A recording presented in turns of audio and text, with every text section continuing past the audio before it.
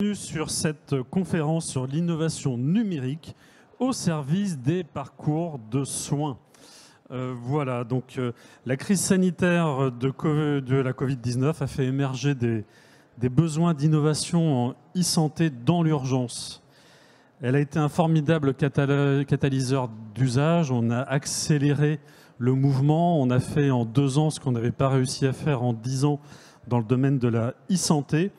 On a dépassé des lourdeurs administratives, réglementaires. On a libéré les énergies, mais surtout, on a commencé à apprendre à collaborer, à travailler ensemble. Et on a découvert des bénéfices incroyables. C'est pas moi qui le dis, c'est Google. Ils avaient fait des études sur le sujet. L'innovation, c'est avant tout de la collaboration. On a beaucoup collaboré, des acteurs qui n'avaient pas l'habitude avant de le faire. Je pense que Made in Tech, ça témoigne vraiment de ce mouvement de fond.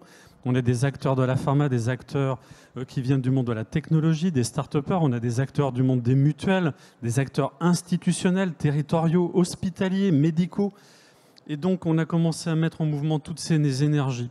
Alors, le tout, c'est comment on va pérenniser cette logique de collaboration qui a commencé à se mettre en mouvement, qui a dégagé beaucoup d'énergie, d'efficacité, de choses très positives. Comment on va passer finalement cette innovation de crise à une innovation durable. C'est le sujet qu'on va adresser pour le mettre au service du parcours de soins, parce que finalement, c'est la nécessité qui a fait loi. On a eu besoin de repenser très rapidement la manière d'interagir avec l'hôpital, avec son médecin, avec ses médecins, avec les professionnels de santé.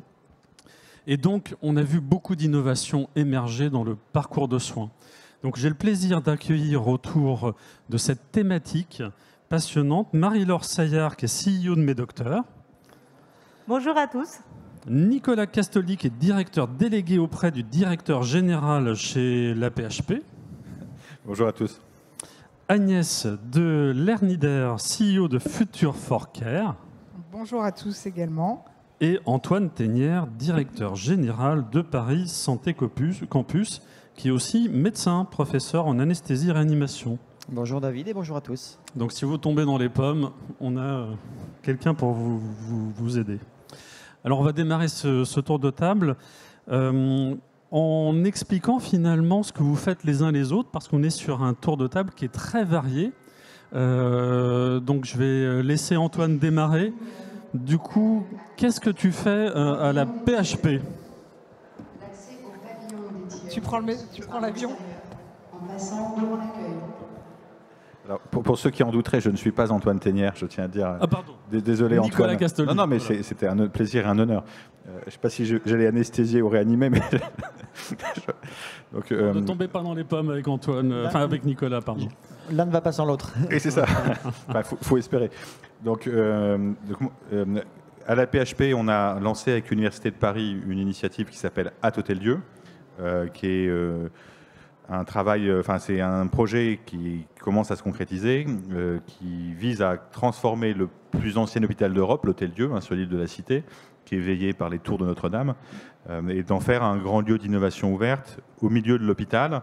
L'Hôtel-Dieu, demain, ça reste un hôpital, et d'en faire le lieu privilégié pour faire travailler ensemble les soignants, les médecins, avec tout l'écosystème, l'environnement hospitalo-universitaire, les startups, et arriver à accélérer le rythme de l'innovation en santé, avec un focus qui est vraiment le besoin médical, la capacité à faire des tests dans l'espace hospitalier, et puis la capacité à faire des études cliniques autour des différents produits, avec derrière ça une vision, mais qu'on partage, et je pense qu'on aura l'occasion d'y revenir, qui est de dire que comme l'a très bien dit David, si on veut construire ce nouveau modèle-là de soins numériques ou de soins digital, on a besoin de penser ce modèle avec toutes ses composantes. Et c'est un énorme défi qu'on essaie de relever les uns et les autres. À Hôtel-Dieu, c'est la contribution de l'AP et l'Université de Paris à cette belle démarche. Et alors, du coup, Antoine, qu'est-ce que tu fais au sein de Paris Santé Campus ? Alors, on en a beaucoup parlé, mais on peut le rappeler, parce que peut-être que certains n'ont pas vu toutes les annonces qui ont été faites dernièrement, ce qui serait surprenant quand même ici, mais on va le rappeler quand même. Merci David. Paris Santé Campus, c'est un centre inédit de recherche, de formation, d'innovation et d'entrepreneuriat qui a vocation à rassembler tous les acteurs autour du numérique en santé, avec une notion de campus, donc, qui va intégrer toutes ces expertises et favoriser des rencontres, des échanges, des synergies, à la fois sur site, mais aussi dans un réseau national et qui intègre toutes ces compétences. Et donc, que ce soit des chercheurs, des soignants, des étudiants, des institutions, des startups, des industriels, tout le monde qui pense et invente aujourd'hui les enjeux du numérique en santé est présent à Paris Santé Campus, avec 4 grands objectifs. Un premier qui est tout le travail autour de la donnée, que ce soit la collecte, le stockage, la sécurisation, la valorisation, la protection, etc. Deuxième grand objectif autour de la formation, parce que le numérique en santé, c'est aussi des compétences et que la France doit être armée pour former les compétences de demain, non seulement en qualité, ce qui est le cas aujourd'hui, on le reconnaît, mais surtout en quantité. Le troisième élément, c'est la création de valeur et notamment économique. Et c'est un enjeu important à travers l'accompagnement qu'on va donner aux startups et aux entreprises du secteur. Et puis le quatrième, c'est l'amélioration permanente du système de santé et l'impact justement de toutes ces initiatives. Donc c'est un concept inédit dans une dimension également inédite dont se dote la France et qui est accompagnée par l'État.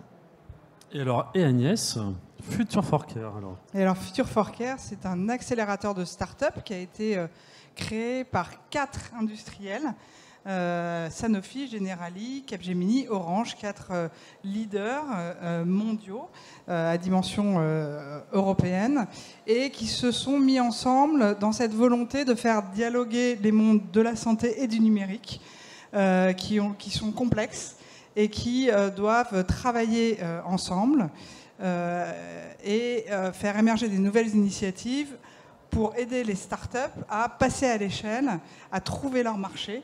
Donc Future for Care, c'est vraiment mettre dans les mains de nos entrepreneurs les meilleures expertises pour leur donner une dimension industrielle et européenne.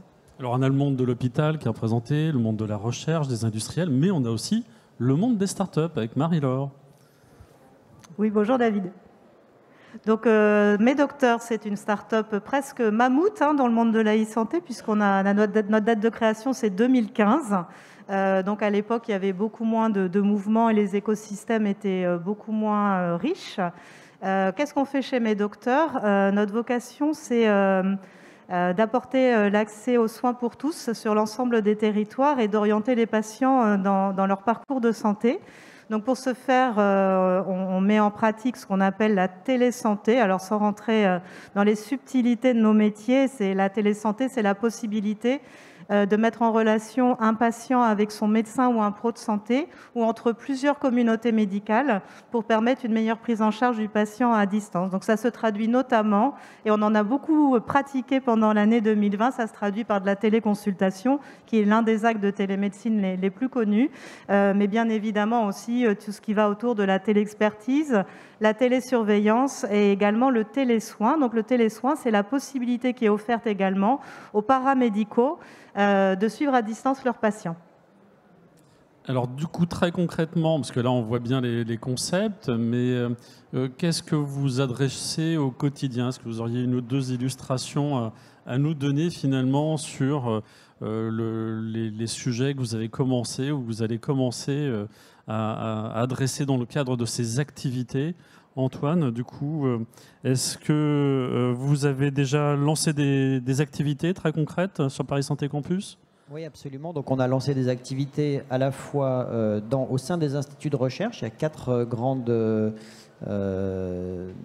catégories d'expertise à travers la recherche. Un premier sur l'imagerie, un deuxième sur l'intelligence artificielle avec l'Institut Prairie, un troisième sur la modélisation numérique et puis un quatrième sur les enjeux sociaux, économiques et philosophiques et éthiques des données de santé. Donc un grand nombre d'activités à travers ces quatre grands instituts de recherche. Et puis évidemment l'accompagnement des startups au quotidien, une soixantaine qui seront annoncées dans la première promotion promotion Paris Santé Campus, qui travaille sur tous les sujets, parcours de soins, sécurité des données, Internet of Things, outils connectés, etc. On pourra les détailler évidemment ensemble. Et donc, du coup, les startups ont répondu présentes. Les startups ont répondu présentes et on a un panorama, mais qu'on partage avec Agnès et avec Nicolas à travers les activités de Future for Care et de l'Hôtel Dieu, très abouti justement de l'expertise française et du positionnement des entreprises, des jeunes entreprises qui se lancent dans la santé numérique. Et du coup, Agnès, vous avez déjà lancé cette activité il y a un certain temps. Du coup, c'est quoi le premier bilan? Quels enseignements tirez-vous de Future for Care? Alors nous, on vient de recruter notre premier batch de start-up, elles sont une vingtaine. Leur particularité, c'est qu'elles sont assez matures, parce qu'on veut vraiment les aider au moment du go-to-market, au moment où elles ont ces problématiques de passer à l'échelle, au contact des industriels qui sont autour de nous. Les premiers enseignements, c'est qu'elles commencent déjà à nouer des accords entre elles, donc on est très fiers. On a NOC et iVirtual qui sont ici, qui ont signé un accord, et puis on a aussi Medvir qui a signé un accord avec Sanofi. Donc en quelques semaines d'existence, on a déjà des startups qui travaillent entre elles, ce qui est vraiment le but premier. Donc c'est voilà, et puis très près de la moitié des startups sont ici, donc je vous invite à aller. Et à Hôtel Dieu, là, ça y est, c'est pareil, c'est lancé, c'est parti, le mouvement est enclenché. Merci David. Alors l'Hôtel Dieu ayant été fondé en 651. Donc ça a été lancé il y a longtemps déjà. On a un peu d'historique, mais pas forcément tourné vers les startups, bien sûr. Non, peut-être trois exemples ou trois choses qu'on essaie de faire et qui sont, je pense, intéressantes à partager. Un, on a la chance d'avoir monté un très beau projet. Alors certaines des startups sont dans la salle avec 5 startups dans l'univers du suivi à distance, de la télésurveillance, qui est un projet en forme de démonstrateur dont la vocation principale est d'essayer d'inventer l'architecture universelle de suivi à distance des patients demain. Aujourd'hui, il y a un nombre considérable de solutions de suivi à distance qui existent, souvent spécialisées, souvent par verticale de spécialité. Ce qu'on essaie de réfléchir, c'est comment on fait émerger les briques élémentaires horizontales de tout ça pour permettre demain à tous ceux qui veulent travailler sur de la prise en charge verticale, qui veulent faire des algos sur des prises en charge, d'avoir des éléments d'infrastructure de base, une plateforme d'interop, une plateforme, un portail patient, des objets connectés. Bref, on travaille sur ça avec Nouvéal, Lifun, Weezing, Simplicity et Nabla. Ça, c'est un premier projet qui a démarré et sur lequel on a un financement public qui est validé sur le principe. On a un deuxième bel exemple qu'on aime bien mentionner, qui est Ecopen. Ecopen, c'est la première start-up issue de l'AP, totalement assumée par l'AP, dans laquelle la PHP a investi, qui fait un échographe portatif connecté sur smartphone. Ça a été créé par Mehdi Benchoufi, qui est un jeune médecin, mathématicien. Et l'idée, c'est vraiment d'amener l'échographie là où elle n'est pas aujourd'hui, de pouvoir la faire simplement aux urgences pour faire de l'écho-débrouillage, dire si c'est grave, pas grave, quels sont les organes touchés. Cette start-up-là, elle va normalement arriver au marquage CE à l'été. Et pour le coup, on travaille avec elle main dans la main comme hôpital pour travailler avec ceux qui utiliseront le produit et puis faire les études cliniques avec eux. Et puis un troisième exemple de dynamique, on a la chance d'avoir à l'Hôtel Dieu pas simplement un incubateur avec Biolabs, pas simplement une offre d'accompagnement et de services avec les services de la paix, avec le Digital Medical Hub. On a la chance aussi d'avoir une chaire de philo avec NormalSup, une chaire d'économie de la santé avec l'École d'économie de Paris, un lab INRIA PHP Bernoulli. Et donc on essaie d'organiser autour de ça des moments de travail et de réflexion sur des sujets qui ne sont pas traités habituellement. Alors je donne juste un exemple et après je me tais parce que David le sait, je suis vraiment intarissable, mais il est très très fort pour m'arrêter quand même. On a monté un programme autour des gestes du soin avec à la fois Martin Dumont, titulaire de la chaire, Bénédicte Lombard qui est à la fois cadre supérieur de santé et docteur en philosophie, et puis tout un groupe d'infirmiers et de soignants où on travaille sur la description des gestes fondamentaux du soin et leur compréhension philosophique. Voilà. Et notre idée aussi derrière ça, c'est qu'on ne pensera pas à un nouveau modèle si on n'est pas capable d'intégrer aussi des dimensions qui sont ces dimensions-là, de comprendre la dimension relationnelle, incarnée du soin, parce que dans nos enjeux à tous, il y a cette numérisation qu'il va falloir situer dans un océan de pratiques qui sont par définition matérielles. Voilà. Donc il faut réinventer un modèle qui soit un tout petit peu différent. Donc on fait plein de choses dans plein de directions différentes et on en est très fiers. Et toi Marie-Laure, alors du coup toi tu es en première ligne sur les enjeux de déploiement des innovations que nos amis accélèrent, incubent, etc. C'est quoi les gros sujets du moment, côté médocteur, autour de ces enjeux de parcours? Alors, sur les enjeux de parcours, juste pour rappeler 2-3 petites choses que vous illustrez très très bien, c'est qu'aujourd'hui, dans la e-santé, on a des financements. Les entreprises en e-santé, elles ont levé plus de 900 millions rien qu'en 2021.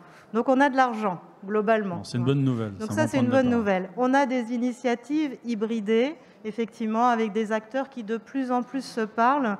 Et je pense que la crise Covid nous a appris justement à mettre en musique, à interagir entre établissements hospitaliers, grandes entreprises, institutionnelles. Et ça, c'est vraiment quelque chose qu'on a en bénéfice, on va dire, en post-2020-2021. Donc ça, c'est super. Il y a une vraie dynamique, il y a de l'argent, il y a des gens qui se mobilisent. Pour moi, si on est vraiment dans la thématique de quand est-ce que ça arrive dans les parcours de soins, parce que c'est vraiment ça aussi qui nous intéresse, c'est comment les patients, les Français vont bénéficier de tout cet argent, de toute cette intelligence, de toute cette hybridation des compétences. Pour moi, il y aurait 2 sujets. Le premier, ce que disait Nicolas, il ne faut pas oublier que le numérique n'est pas un truc à côté des pratiques médicales. Donc ça veut dire quoi? Ça veut dire qu'il faut qu'on travaille avec les professionnels de santé, les équipes de soignants, pour faire en sorte que ces innovations numériques s'intègrent réellement dans les pratiques des équipes soignantes. Et donc là, il y a un premier... on parlait d'écosystème, pour moi, il y a peut-être encore mieux à faire dans l'intégration des professionnels de santé dans ces démarches d'innovation. Il y en a beaucoup, mais je pense qu'il y a encore un pas à faire. Et il y a un deuxième pas à faire, le marché de la santé, pardon de parler en tant qu'entrepreneur, le marché de la santé, il faut lui trouver des modèles économiques. Et le modèle économique, c'est quoi? À la fin, c'est un code acte. Vous avez un code acte, et il y a la sécurité sociale et les complémentaires santé qui financent les actes. Et donc, bien souvent, on ne tire pas le fil des innovations jusqu'au bout, et on en reste à des expérimentations qui sont bien souvent extrêmement fertiles, puisqu'on mobilise de plus en plus largement des écosystèmes, mais on se heurte derrière dans la mise en pratique, dans les parcours de soins, parce qu'on n'a pas les codes actes, et donc on ne mobilise pas les professionnels de santé pour intégrer ces nouveautés dans leur pratique au quotidien. Donc 2 champs, la formation, l'intégration des professionnels de santé, et surtout ne pas oublier les financeurs quand on conçoit un projet de déploiement. Oui, donc il faut qu'on anticipe les étapes suivantes de déploiement et de passage à l'échelle. Si on reprend un petit peu de recul maintenant par rapport à l'innovation dans le parcours de soins, c'est quoi selon vous les grands enjeux du moment dans cette situation presque un peu de début de post-Covid? Quels sont les enseignements par rapport à ces grands enjeux qu'on doit chercher à craquer selon vous? Nicolas, du coup, la pression des patients, elle est de plus en plus forte. L'invasion des outils numériques, mais aussi en retard, met en évidence le retard sur le numérique dans la santé, parce que finalement, au quotidien, on utilise plein d'outils numériques. Mais est-ce qu'on en est là dans le monde de la santé d'ores et déjà? Je pense qu'on partage tous le sentiment que, d'une part, on partage le sentiment qu'on est à un moment de basculement. C'est-à-dire que ce qui est déployé à date existe, est intéressant. Ce qui arrive est jusqu'à incroyable. Enfin, si on regarde le volume de start-up, de solutions qui nous sont proposées aux uns et aux autres, je pense qu'il se passe quelque chose et que Agnès et Antoine pourraient en témoigner aussi vu de leur fenêtre. Du coup, pour moi, on a vraiment 3 enjeux majeurs. On a un enjeu global de passage à l'échelle. Je pense que c'est ça le défi qui est devant nous. Et le passage à l'échelle, il impose, Marie-Laure l'a dit, de travailler différemment entre nous, notamment hôpitaux, acteurs économiques. Il suppose d'être capable d'allier des forces qui sont autour de cette table. On ne pourra rien faire en matière d'innovation en santé si on n'a pas la recherche côté Paris Santé Campus, les grands acteurs industriels côté Future for Care, les hôpitaux universitaires côté Hôtel-Dieu. Donc il faut qu'on arrive à faire ce passage à l'échelle en intégrant nos forces autant que faire se peut.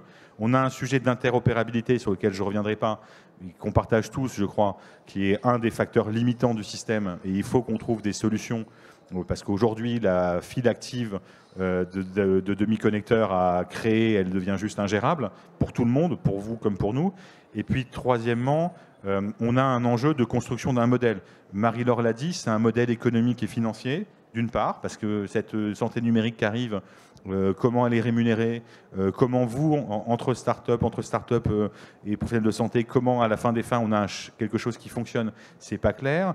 C'est aussi un modèle éthique et juridique, Antoine l'a dit, sur la data, sur d'autres sujets. Il faut penser ce nouveau cadre-là. Et puis c'est aussi un modèle médical, une intégration dans les pratiques de soins de ces technologies-là. Donc il y a un basculement qui commence, mais c'est une sacrée marche à franchir. Et pour la franchir, il faut qu'on le fasse collectivement, en alliant les forces des uns et des autres. Et toi, Agnès, alors les enjeux que tu perçois? Je rejoins beaucoup ce qui a été dit et je pense qu'il y a 3 enjeux qui sont majeurs ici, complètement reliés. C'est la data, la taille et le business model. Et on ne peut pas penser ces sujets-là séparément. C'est-à-dire que je pense qu'il faut qu'on s'interroge, nous en Europe, ce qu'on veut faire comme modèle autour de nos data, comment on veut les protéger et jusqu'à quel point pour ne pas être un frein à l'innovation.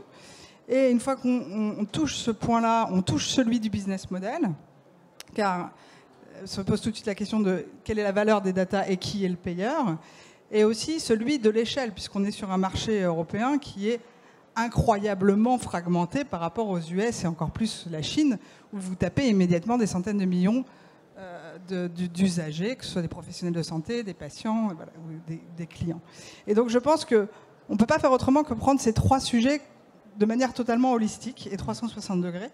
Et c'est ça qu'on essaye de faire, nous, à Future for Care, en alliant dans un écosystème et en ayant cette démarche écosystémique, et avec Antoine et Nicolas, en justement aussi nous-mêmes s'alliant, parce qu'on a besoin de ces complémentarités. Antoine ? Oui, absolument, mais je suis parfaitement d'accord avec ce qui a été dit. Et je trouve que ce qui est intéressant, c'est d'avoir une vision globale de l'innovation et de la façon dont elle va servir nos enjeux, aujourd'hui les parcours de soins, mais beaucoup d'autres aspects du fonctionnement de nos systèmes de santé, et de voir ensuite quels vont être les atouts qu'on peut mobiliser.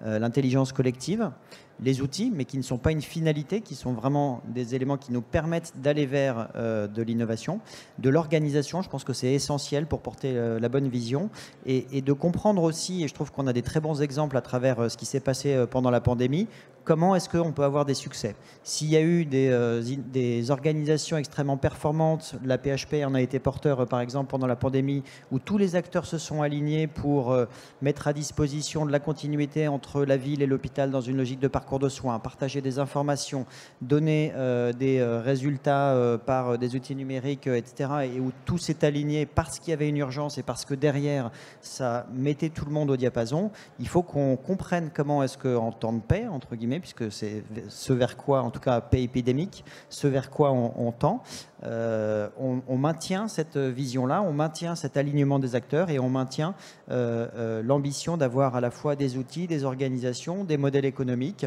et la volonté de porter ces évolutions ensemble. Et du coup, Marie-Laure, là, donc on voit qu'il y a quand même des grands sujets qui reviennent autour de ces sujets de modèle éco, de passage à l'échelle, etc. On a vu des belles initiatives comme Covidom à la PHP sur du télésuivi par rapport au Covid. Donc on a vu fleurir tout un ensemble de pratiques digitales. Et donc on voit tous ces écosystèmes qui sont là en train de se structurer pour pérenniser cette innovation. Et on le voit là, il y a énormément de startups qui sont présentes dans les allées, donc on est dans un univers qui est très foisonnant, porteur. Mais du coup, toi, en tant que start-upeuse, comment tu vois les choses? Est-ce que c'est clair pour toi, tous ces écosystèmes qui sont en train de se mettre en place, comment ils s'articulent les uns avec les autres? Comment tu vois les choses? Alors, c'est pas clair, mais c'est en train de se structurer. Voilà, la table ronde en témoigne, c'est en train de se structurer. Moi, j'ai fait quelques interventions pour expliquer l'écosystème innovant en santé auprès d'étudiants. J'ai fait des cartographies. Donc, vous avez les cartographies nationales, puis après, dans chaque région, vous avez à nouveau des plats de spaghettis avec des choses vraiment super. Mais quand vous lancez en tant qu'entrepreneur, c'est impossible d'avoir une vision de tout ce qui se passe. Donc, au niveau de Ma Santé 2022, il y a un guichet qui a été ouvert, c'est le guichet de Genius, qui permettait déjà de donner accès à quoi j'ai le droit en termes d'accompagnement, c'est quoi les porteurs de projets, les financeurs et autres. Je pense que les initiatives dont on parle là aujourd'hui sont en train aussi de donner de la structuration et de la visibilité. La vie d'un start-upper, j'ai encore un témoignage cette semaine, c'est qu'on reçoit des appels à projets tous les jours. Donc en tant que start-up, enfin en tout cas en early stage, on ne peut pas répondre à tous les appels à projets, on y passe un temps de dingue. Donc oui, cette démarche de structuration, elle est super. Moi, ce que je me dis aussi peut-être, c'est, Antoine, vous témoignez de l'alignement et de la richesse des actions pendant la période de pandémie. Moi, il me semble, en retour d'expérience, c'est pourquoi ça a été vite, c'est aussi parce que la priorité, elle était évidente. On savait tous ce qu'on avait à faire, quel que soit notre rôle dans le parcours de santé. Et donc, moi, je me dis que pour accélérer demain, au-delà de la structuration, d'apporter de la visibilité, ce qu'on essaye de faire aujourd'hui, peut-être qu'une notion de priorisation autour de priorités en matière de système de santé, de parcours de soins, permettrait aussi d'aller beaucoup plus vite, parce qu'on parlait de sortir de crise, comment on bénéficie de cette dynamique. Si on se donne des priorités, par exemple, sur la prise en compte du grand âge, sur le lien ville-hôpital et autres, on aura derrière capacité à lever à aller plus vite aussi dans tout ce qui est réglementaire et autres. N'oublions pas que la santé est un marché extrêmement réglementé, ce qui est normal, mais du coup, il ne suffit pas d'initier un projet pour que derrière, ça puisse s'exécuter et que ça puisse être dans le quotidien de chacun. Donc si on se donnait quelques priorités, peut-être qu'on serait encore meilleur et que ça pourrait faire partie de la prochaine marche qu'on a à franchir tous ensemble. Donc ça, c'est de ce dont tu as rêvé. Mais du coup, là, je pense qu'on peut partager aujourd'hui une annonce pendant Made in Tech pour expliquer aussi comment on va s'y retrouver un petit peu. On a 3 écosystèmes là qui ont émergé. Je dirais que moi-même, j'avais un petit peu du mal à me repérer. Et pourtant, je suis dans ce domaine. Mais là, pour le coup, je crois que vous vous êtes entendus et que vous allez travailler ensemble. Alors, qui veut prendre la parole pour faire l'annonce ? Allez, Antoine. Ça va être une annonce à 3, simplement. Une annonce à 3, mais vous dire, voilà, à travers les témoignages que vous avez entendus, la volonté, de s'aligner sur des grands objectifs qu'on partage entre Hôtel-Dieu, Future for Care et Paris Santé Campus, animé par la même ambition de dire que la France a des forces qu'il faut les mobiliser, qu'elles sont complémentaires. On a parlé du monde hospitalier universitaire, on a parlé du monde industriel, on a parlé du monde de la recherche et de la formation. Et puis surtout qu'on veut donner de la lisibilité, de la visibilité pour tous les acteurs de l'écosystème et que les startups puissent se reconnaître à travers un ensemble qui va leur être bénéfique, aller chercher de l'accompagnement, des informations à travers ces 3 structures qui s'unissent aujourd'hui et qui ont vocation à faire briller vraiment l'expertise française qui est reconnue et être à la hauteur justement de notre héritage commun pour faire des sujets numériques vraiment un fer de lance de l'expertise française à l'international. Donc Future for Care, Paris Santé Campus et l'Hôtel-Dieu créent une alliance. Et du coup, très concrètement, alors quels vont être les grands sujets qui vont être portés dans le cadre de cette alliance ? Et peut-être, avant d'en arriver au sujet, je pense que le point de philosophie, il est vraiment très important. Et je repars de ce que vient de dire Marie-Laure. Il y a 2 manières de voir la richesse de l'écosystème qu'on construit. Il y en a une qui est de dire on fait encore un truc à la française où il y a X projets, on n'y comprend rien et ça va être compliqué. Il y a une autre manière de voir qui est de dire qu'en fait on est en train d'essayer de faire de l'Île-de-France et de la France dans son ensemble une des nations de référence sur ces sujets-là. Et quand vous allez à l'étranger, je prends un exemple, une comparaison, Boston, les biotech, vous avez partout des projets, des incubateurs, vous avez partout des lieux de référence. Nous, ce qu'on veut faire, c'est bâtir ensemble ça. C'est-à-dire un écosystème de référence dans lequel vous avez Paris Santé Campus, autrement dit quelques-uns des meilleurs labos français sur des questions de biologie, sur des questions d'IA. Vous avez Future for Care, autrement dit 4 grandes boîtes françaises et européennes qui mettent leur énergie pour essayer d'accélérer de la croissance de start-up assez matures et mettre l'Hôtel-Dieu, à savoir le plus grand CHU d'Europe et une grande université de recherche, les mettre ensemble pour vous apporter les ressources. Et notre démarche, c'est celle-là. C'est passer d'une logique projet centrée à une logique, projet ou institution centrée, à une logique start-up, projet innovant centré. C'est ça notre volonté, c'est ça notre vision. Et là-dessus, on va commencer à travailler sur un certain nombre de sujets ensemble. Il y en a certains qui sont évidents. Je pense que la donnée, Antoine l'a dit et Agnès le confirmera, en fait partie. On veut aussi ouvrir grand les portes de l'hôpital au monde économique, aux startups qu'ils connaissent parfois mal. Et on va monter dès le mois d'avril une première journée d'immersion au sens plein et entier du terme dans un espace hospitalier. Et puis, on a décidé ensemble, et sous le contrôle de mes 2 camarades, d'avoir un premier groupe de startups qui soit là pour nous engueuler. Ça, il y a une vieille formule de politique qui est de dire qu'il faut être à portée de baffe dans la vie. Donc nous, comme enfin, moi je suis un peu douillé, mais Antoine ne l'est pas, et Agnès pas du tout, mais comme ce qu'on veut faire, c'est bâtir un écosystème qui fonctionne et qui vous serve. Le but du jeu, c'est de travailler avec un premier groupe de startups pilotes sortis chacune des 3 projets, travailler avec elles, ensemble, pour regarder comment on améliore encore nos offres de services aux uns aux autres, comment on les couple, comment on fait. Mais la volonté, encore une fois à la fin, c'est de faire quelque chose qui a un impact significatif, c'est-à-dire qu'à la fin des fins, ça vous ait rendu la journée un peu plus facile. Alors, un peu plus, parce que Marie-Laure le dirait, il y a plein d'autres enjeux, plein d'autres questions.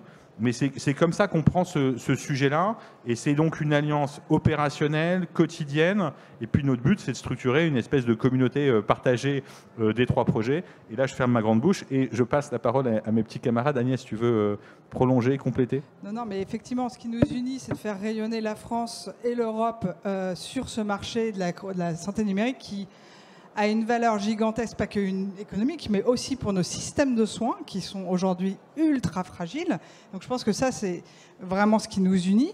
Et pour ça, il y a 2 points très importants. Le premier, c'est pour les startups qu'on accompagne, de mettre en face d'eux les meilleurs experts, et ils viennent d'endroits différents. Et effectivement, ils viennent de 3 univers qu'on vous a décrits qui sont différents. Et donc notre rôle va être vraiment de les aiguiller vers les uns ou les autres au bon moment, et la question du moment est aussi importante, on ne fait pas tout en même temps.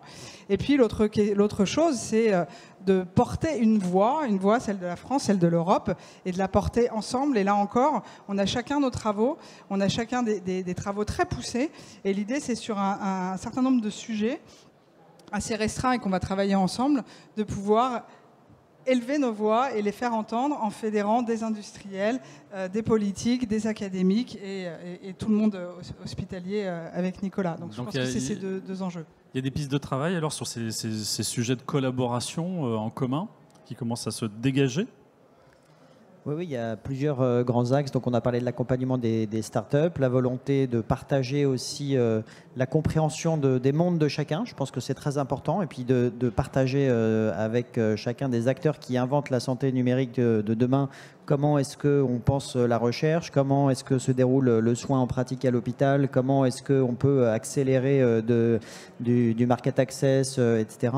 Il y a évidemment des événements aussi. Je pense que ça va être important. Et la notion de communauté, elle est importante pour que chacun puisse se rencontrer, échanger. Je crois qu'Agnès a pris l'exemple de start-up qui nouent des relations, on le voit dans les écosystèmes. Et donc, arriver vraiment à ouvrir de façon large ces rencontres et ces échanges à travers le partenariat, je pense que c'est absolument essentiel.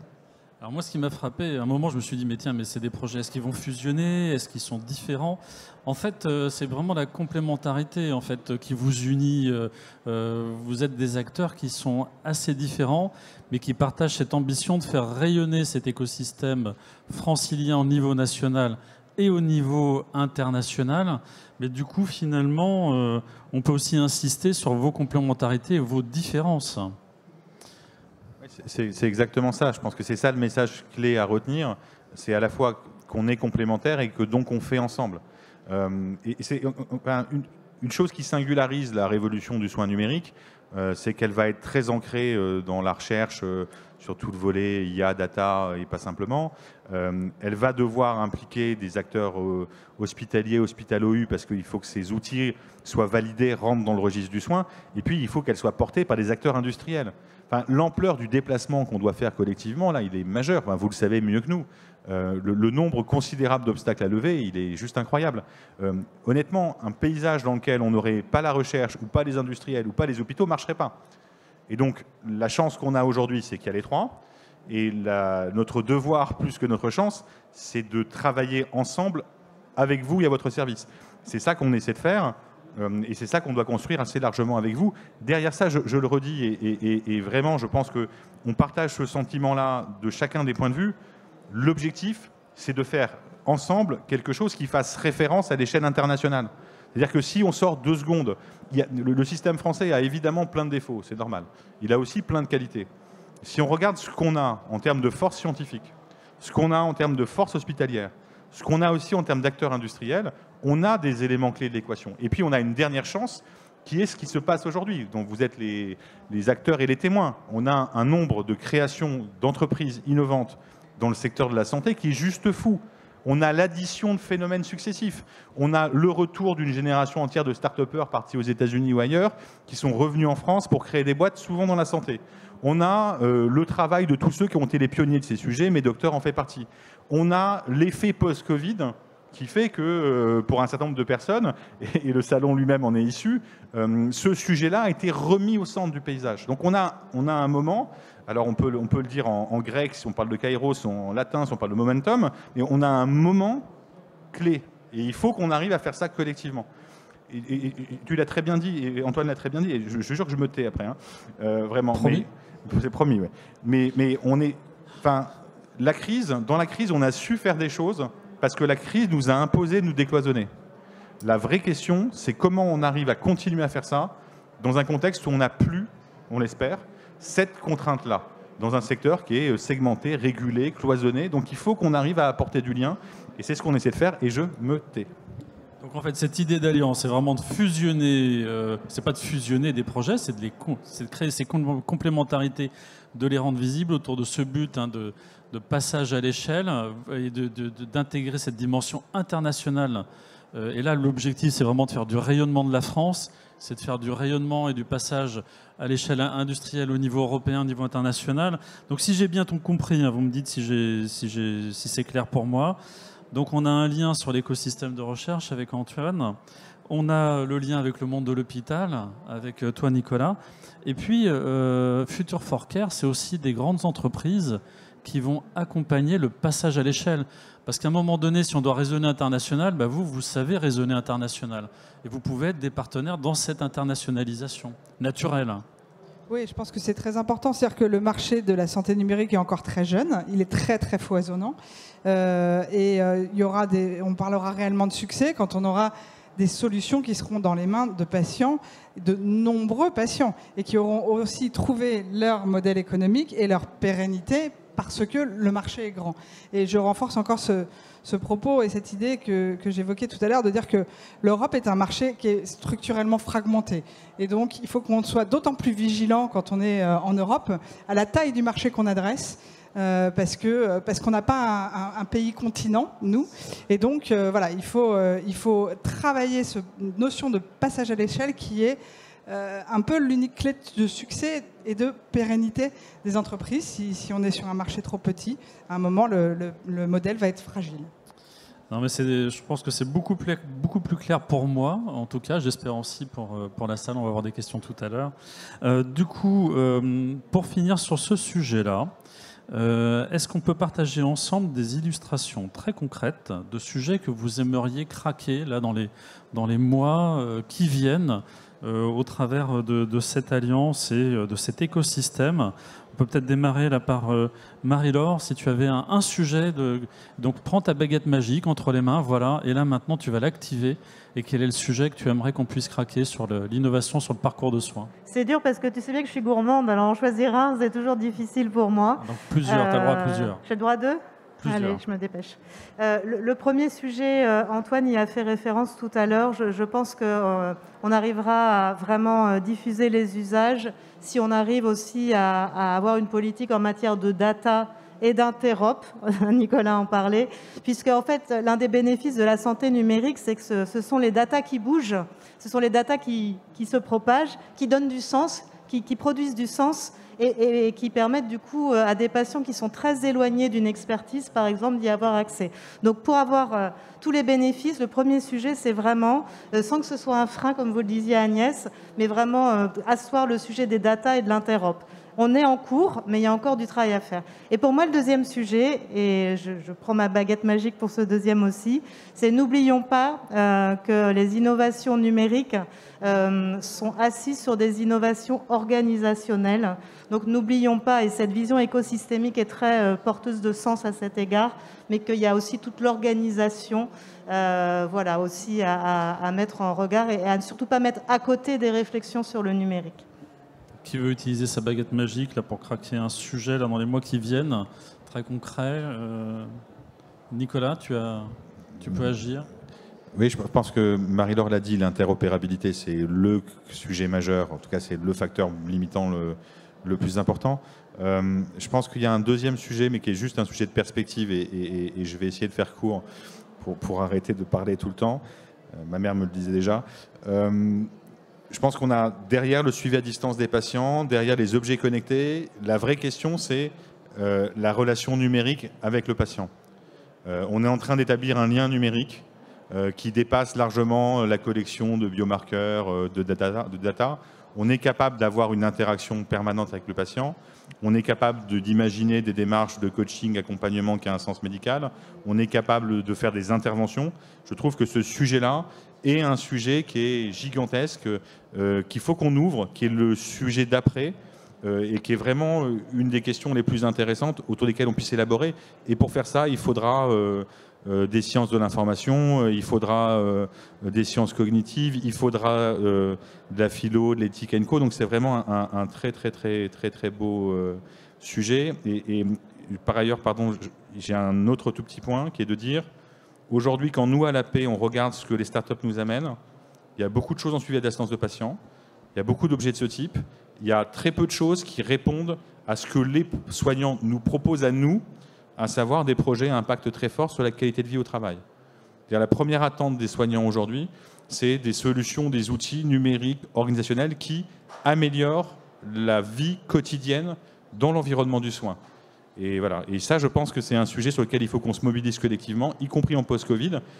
C'est pas forcément archi-technologique, mais c'est une énorme attente et c'est devrait marcher. Donc les usages, introduire des nouveaux usages.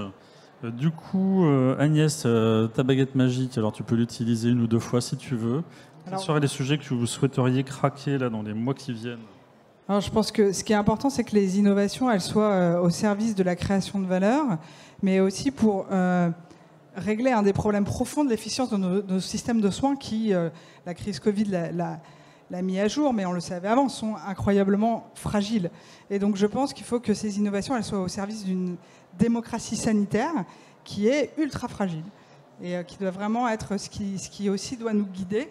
Et c'est pour ça que je remets cette question d'échelle au cœur, parce que c'est l'échelle qui créera la valeur et qui créera ces poches d'efficience qui, à la fin, sauveront ce que l'on veut faire de notre démocratie sanitaire et de notre système de soins. Oui, et puis c'est une pérennité pour tous ces projets. À un moment donné, il faut qu'ils élargissent leur marché et touchent du monde, sinon ils ne décollent pas et ils retombent très vite. Antoine, le magicien. Merci David.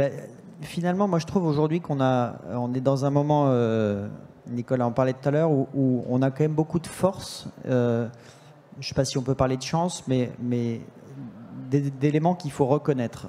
La première, c'est d'avoir vu, à travers un moment qui a été difficile, ce qui était possible, d'aller chercher ensemble. Et je trouve que c'est vraiment ce qu'on essaye de faire à travers cette alliance. Le deuxième, c'est qu'on arrive notamment sur le numérique à un moment aussi où il y a eu des fondations extrêmement solides, extrêmement fortes, qui ont été mises en place par la DNS, qui ont été mises en place par du financement, par les politiques publiques, par des stratégies qui ne sont pas forcément des éléments visibles, pas forcément le petit coup de baguette magique, etc., mais qui sont des travaux de fond qui nous permettent de construire aujourd'hui tout ce qui va être mis en place, et je pense qu'il faut le reconnaître.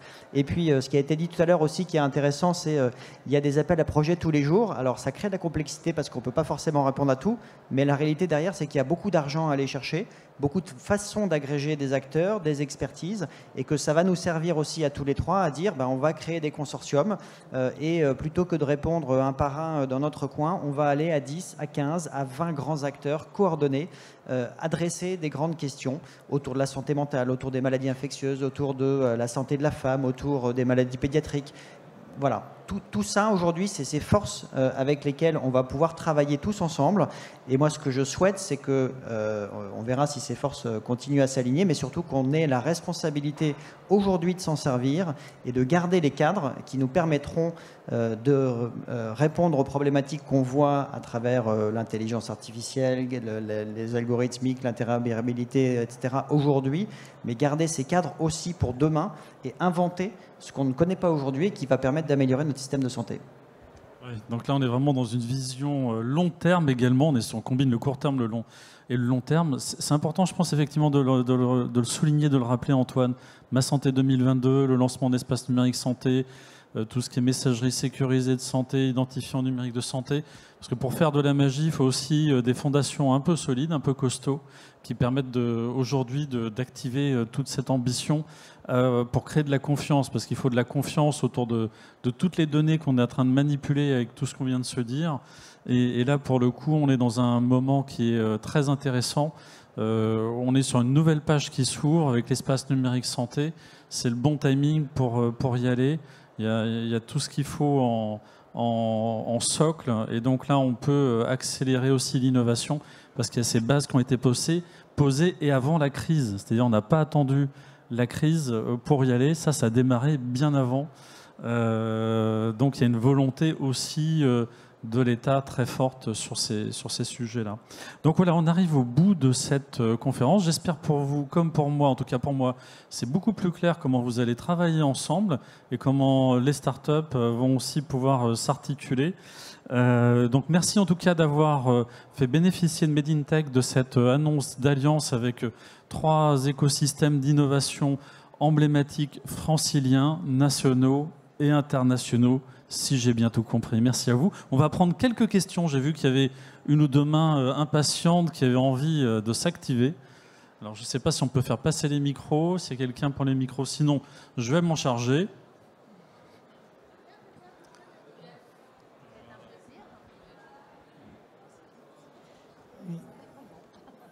Bonjour. Je suis, depuis 40 ans, spécialisé dans les modèles économiques et les montages de partenariats. Je ne comprends pas ce que vous dites. Vous parlez effectivement de mettre en œuvre des complémentarités, une création de valeur conjointe, et pour cela, il faut des règles du jeu, il faut des incitations et des mécanismes d'intéressement de chacun des parties prenantes, avec une perception claire de la valeur des apports et de la façon dont peut se construire un projet conjoint. Aujourd'hui, nous sommes en France, dans une logique de déclaration extrêmement généreuse, de bonnes intentions, mais dans les faits de juxtaposition de rente avec, en finale, l'État qui paye. Comment passe-t-on d'un système soviétique à un système efficace dans la construction de partenariats qui fonctionnent dans la durée ? Merci beaucoup de cette question. On va s'approcher pour prendre les baffes, effectivement, comme disait Nicolas tout à l'heure. Non, excusez-moi, mais votre vision est très intéressante. Et donc, évidemment, en 45 minutes aujourd'hui, on ne partage pas forcément tous les détails de montage opérationnel qu'il y a derrière, qui est vraiment le sens de votre question.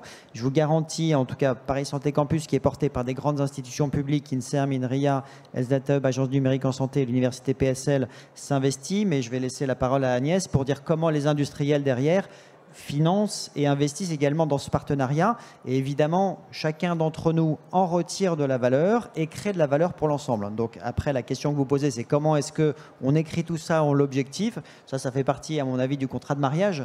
Mais aujourd'hui, on est devant Monsieur le maire et devant vous, et c'est vraiment ça qu'on voulait partager.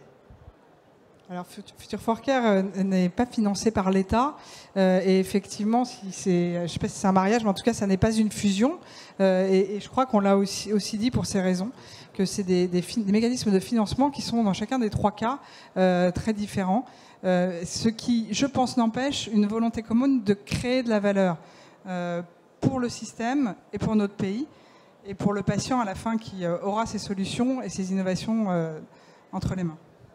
Moi, je voudrais aussi apporter un regard plutôt du côté de l'entrepreneur dans le monde du numérique, parce que moi, je représente moins les institutionnels. Mais ce que je trouve intéressant dans ce qui se passe en ce moment et ce qui s'est passé ces 2 dernières années, c'est qu'il y a eu de la collaboration publique-privée. On n'est plus dans un modèle bolchevique, en fait. Ça y est, ça c'est un peu passé, parce qu'on a commencé à faire travailler le public et le privé ensemble. C'était pas si évident ou si naturel dans le domaine de l'innovation sur ces parcours numériques en santé. Je vois que certaines personnes dans la salle acquiescent, vous êtes nombreux pour ceux qui ont connu ces aventures d'innovation dans le domaine du numérique en santé. Et là, ce qui est très intéressant, c'est qu'on va même au-delà, c'est-à-dire il y a du public, mais il y a aussi du privé. Et ça, c'est un élément pour aller vers la débolchevikisation du modèle et le rendre beaucoup plus agile. Et la troisième dimension qui me semble vraiment importante à évoquer, et là, c'est vraiment avec la présence de Nicolas ici, c'est que souvent, on a perçu l'hôpital comme un endroit nécessaire de mise en œuvre de tests, d'expérimentation, parce qu'il n'y a pas que l'administration, il faut pouvoir rentrer dans un univers médical qui est un univers médical qui est hyper tendu. On est sur des activités ultra critiques de soins, et donc on ne peut pas venir comme ça décider de faire du bac à sable et de tester des trucs marrants dans un environnement hospitalier. Ça ne peut pas se passer comme ça, n'est-ce pas Nicolas? Et du coup, la bonne nouvelle, c'est qu'il y a quand même des espaces d'innovation qui se créent pour qu'on puisse faire cette collaboration publique, privée, recherche, acteurs industriels, start-up, mais aussi avec les professionnels du soin qui peuvent s'impliquer. Et d'ailleurs, de plus en plus, ils ont envie de s'emparer de cette innovation et de devenir des acteurs. Il y a plein d'initiatives dans ce sens. Je suis d'accord. Et peut-être pour répondre très directement à la question, il y a un vieil argument que j'aime, mais qui est de dire que la preuve du pudding, c'est qu'on le mange. Et donc, quelque part, ma seule demande, c'est jugez-nous sur pièce. On peut discuter théoriquement du point de savoir si ce qu'on fait est intelligent, pas intelligent, utile, pas utile. C'est d'ailleurs une discussion très française. C'est un art très français de la réflexion a priori. Et vous avez raison de dire que derrière, il y a des vrais sujets. Je ne dis pas que vos questions ne sont pas bonnes. Je dis juste, jugez-nous sur pièce. Et nous, ce qu'on veut faire, c'est pas... on ne veut pas s'en tenir à 3 déclarations de principe sur une estrade dans un salon, même si c'est sympa. On veut faire des choses qui, à la fin, auront vu des startups créer de la valeur, eu un impact, vu des soignants créer de la valeur médicale, eu un impact, et vu de l'ensemble de la société améliorer les choses. Donc c'est ça qu'on veut faire et c'est là-dessus qu'on voudra être jugé. C'est pour ça qu'on se dit qu'on veut monter un petit groupe de startups qui puisse nous tenir un discours stimulant et rude comme le vôtre. Et puis juste pour terminer, et je rebondis là-dessus, on a le droit aussi de se faire confiance et de faire confiance à ce qu'on est. Comme le disait très bien David, il y a une génération de soignants qui existe et qui arrivent, que ces questions-là passionnent et qui ont envie de les prendre. Il y a, côté recherche, des forces, des jeunes chercheurs, des moins jeunes aussi, qui sont assez exceptionnels. Et encore une fois, on a la chance d'avoir des acteurs industriels. Moi, ce que je retiendrai d'aujourd'hui, c'est une envie collective de faire. Et après, oui, il faudra qu'à l'épreuve, ça fonctionne. Et oui, nécessairement, ça sera un peu limité par-ci, par-là. Mais c'est très bien pour l'année prochaine. Ça nous fait un sujet pour Made in Tech 2023. Promesse tenue. Parfait, voilà. Est-ce qu'il y a encore on peut prendre une dernière question et je propose qu'on arrête là parce qu'après on doit enchaîner sur une autre table ronde. Une question. Merci. Bonjour, Sandrine Cochard de Mind Health. Concernant l'Alliance, est-ce que vous pouvez nous en dire un petit peu plus? Et là, je pense, est-ce que vous avez un calendrier en tête, par exemple? Est-ce que vous avez des critères de réussite en tête? Vous nous êtes en train de nous dire, effectivement, jugez-nous sur pièce. Quels seront les critères sur lesquels on pourra vous juger, justement? Merci.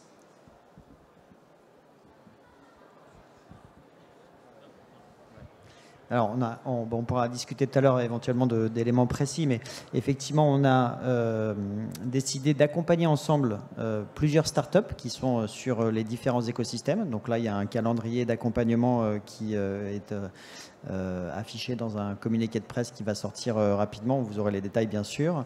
Il y a des événements qui sont déjà calés. On en a parlé tout à l'heure. Donc, des événements partagés, une séance d'immersion à l'hôpital, une séance à Future for Care et puis un travail sur les données à Paris Santé Campus. Donc, vous aurez les dates également.